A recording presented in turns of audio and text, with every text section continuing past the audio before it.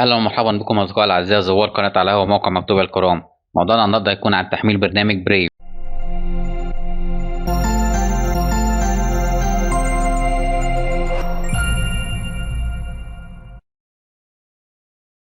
التطبيق اللي معانا النهارده على موقع مكتوبي هو تطبيق بريف اللي تقدر من خلاله إن أنت تشاهد فيديوهات مع أصدقائك عن بعد. هنبدأ نتعرف عليه أكتر من خلال الرابط الموجود بس في الفيديو في صندوق الوصف. زي ما احنا شايفين ده الموضوع الخاص بتنزيل برنامج بريف لمشاهدة مقاطع الفيديو مع أصدقائك أونلاين للجوال. طبعا الخصائص اللي بنهتم بها على الموقع إن احنا نقدم لكم كل ما هو جديد ومجاني من تطبيقات وألعاب.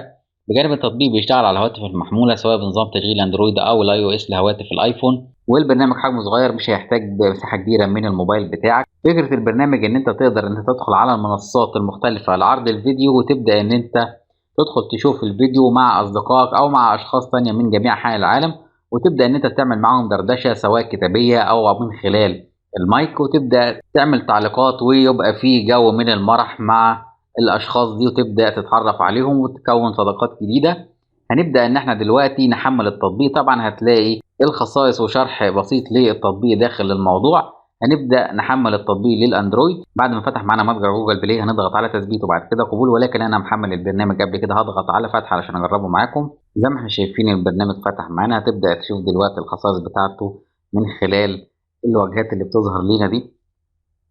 وبعد كده هتبدأ إن أنت تسجل دخول سواء عن طريق حسابك على الفيسبوك أو تويتر أو جوجل. زي ما احنا شايفين دي الواجهة الرئيسية للبرنامج، وطبعا البرنامج زي ما قلنا مجاني والتصميم بتاعه جميل جدا.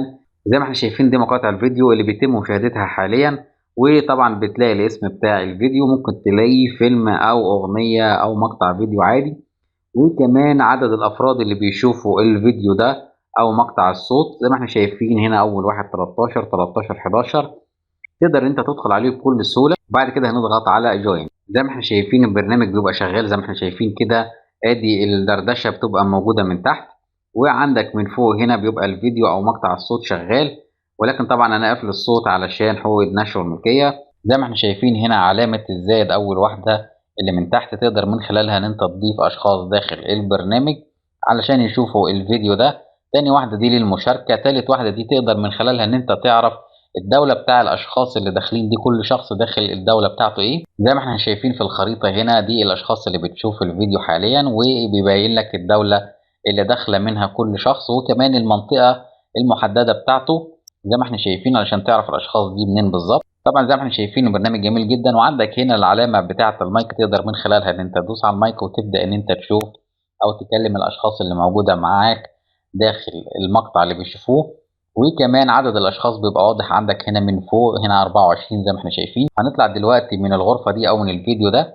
تقدر كمان ان انت تضيف او تحط فيديو من عندك من خلال العلامة زي ما تحت شفنا علامة الزائد، ودي المنصات اللي بتدعمها التطبيق. زي ما احنا شايفين حاجات كتيرة جدا منها اليوتيوب طبعا والنتفليكس طبعا، وفي حاجات بتحتاج منك ان انت تسجل دخول زي نتفليكس، بيحتاج ان انت تحط الحساب بتاعك.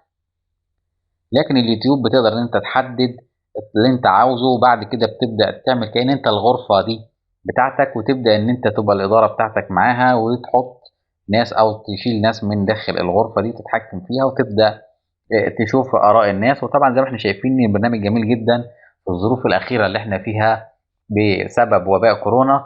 ده بيقرب الناس شوية بحيث ان هم يبدأوا يشوفوا. ممكن في ناس بتشوف أفلام تبدأ تتفرج معاهم على الفيلم وتبدأوا تناقشوا الفيلم وتدوا آراء مع بعض. وزي ما احنا شايفين برنامج جميل جدا. وبنهاية الفيديو يا ريت ما تنسوش تعملوا لايك للفيديو، والجديد على القناة وأول مرة شرفنا يا ريت ما تنساش تعمل سبسكرايب أو اشتراك. شكرا لكم، كان معكم أحمد من موقع مكتوبي وقناة على القهوة.